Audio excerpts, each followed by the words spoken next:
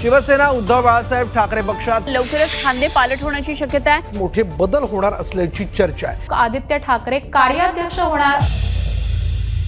युवा सेना प्रमुख माननीय आदित्य ठाकरे लवकरच उद्धव सेनेचे कार्याध्यक्ष होणार आहेत, अशा आशयाच्या बातम्यांनी माहोल झालाय शिवसेनेच्या गोटामध्ये। पण महाराष्ट्रात झालाय का? कारण लोकांना उद्धव सेनेमध्ये काय चाललंय यामध्ये काहीही इंटरेस्ट राहिलेला नाहीये, काही फरकच पडत नाही लोकांना। आम्ही एक व्हिडिओ बनवला होता, आदित्य ठाकरे यांनी संजय राऊतांना कसं तोंडघशी पाडलं। आता पुन्हा एकदा तेच झालंय। विचार करा, खरंच आदित्य ठाकरे कार्याध्यक्ष झाले किंवा त्या पुढे जाऊन पक्षप्रमुख झाले तर संजय राऊतांचं काय होणार आहे? आदित्य ठाकरे कार्याध्यक्ष होण्याच्या बाबतीतला प्रश्न संजय राऊतांना विचारला तेव्हा त्यांची नेहमीप्रमाणे अतिउत्साही प्रतिक्रिया आली, पण त्यांचं दुर्दैव ती प्रतिक्रिया देखील आदित्य ठाकरेंनी खोडून काढली। भले राऊत अतिउत्साहात बोलून गेले असतील, पण म्हणून आदित्य ठाकरेंकडून त्यांचा असा पाणउतारा योग्य आहे का? कार्याध्यक्ष पदाबाबत नेमकं काय मत आहे आदित्य ठाकरेंचं? उद्धव सेनेतली गळती कमी होणार की वाढणार? उद्धव सेनेतल्या नेत्यांच्या दबक्या आवाजामध्ये काय प्रतिक्रिया येत आहेत या सगळ्या बाबतीत सगळं सविस्तर पाहणार आहोत या व्हिडिओमध्ये। सो नेहमीप्रमाणे पूर्ण पहा आणि चॅनलला सबस्क्राईब करा।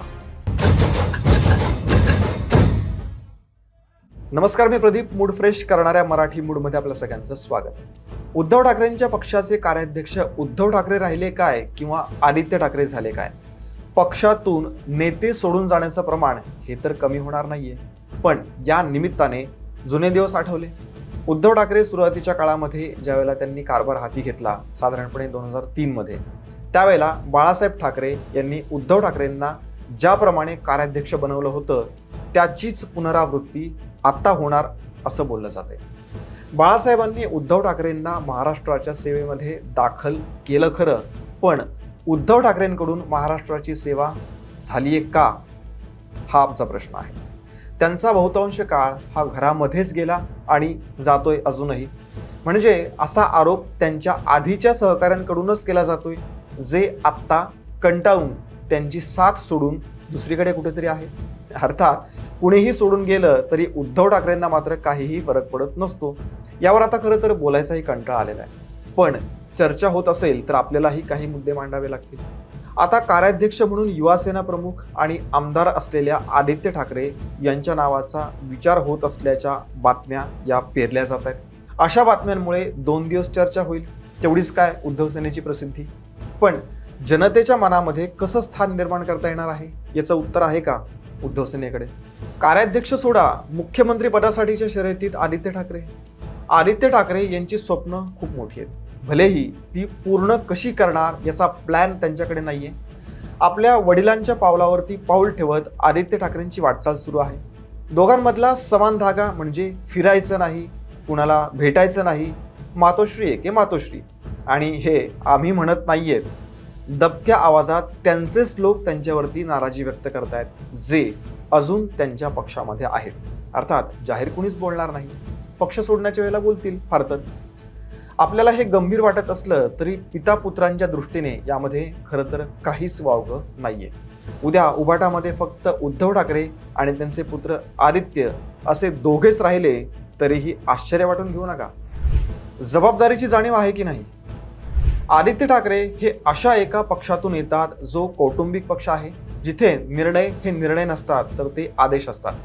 त्यामुळेच त्यांनी काय कामं केली जबाबदारीने हे विचारण्याची सोय नाही। त्यामुळे त्यांनी केलेल्या कामाचं श्रेय घेण्याचा, त्यानंतर ज्या कामामध्ये फेल झाले त्याबद्दलचा खुलासा केल्याचं तुमच्या कधी ऐकिवात आहे का?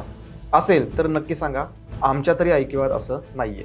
जसं की मागच्या साधारणपणे 25 वर्ष मुंबई महापालिकेमध्ये शिवसेनेची सत्ता होती। का चांगले रस्ते नाहीयेत? का जिकडे तिकडे खड्डे पडलेले आहेत, अतिक्रमण झालेलं आहे, हवा प्रदूषित आहे आणि सिस्टीम देखील अक्षरशः सडलेली आहे? यावर काहीच कसा खुलासा करत नाहीत आदित्य ठाकरे? कारण ते मिंधे किंवा गद्दार म्हणण्या इतकं सोपं नाहीये। वर्षानुवर्ष मुंबईमध्ये पाणी तुंबतं पावसाळ्यामध्ये, काय कायमस्वरूपी उपाययोजना केली आदित्य ठाकरेंनी? ते तर उच्च शिक्षित आहेत ना। अनेक रिसर्चमध्ये असं आढळलंय की प्लास्टिक हे सुद्धा एका महत्त्वाच्या कारणांपैकी एक आहे। त्यावर किती काम केलं आदित्य ठाकरेंनी? शून्य, अक्षरशः शून्य. आणि काही उलट प्रश्न केले की यांचा ॲटिट्यूड एकदम टोकाला असतो. अशा जबाबदारी शून्य आदित्यना कार्याध्यक्ष केलं तरी लोकांची कामं होणारच नसतील तर काय उपयोग आहे? कार्यकर्ते वाऱ्यावरती आणि म्हणे कार्याध्यक्ष. आत्तापर्यंतच्या मागच्या काही काळातल्या निवडणुका आठवा, स्थानिक स्वराज्य संस्था आणि इतर निवडणुका. कार्यकर्ते रस्त्यावरती राबतायत, पण अशा वेळी आदित्य ठाकरे कुठे होते?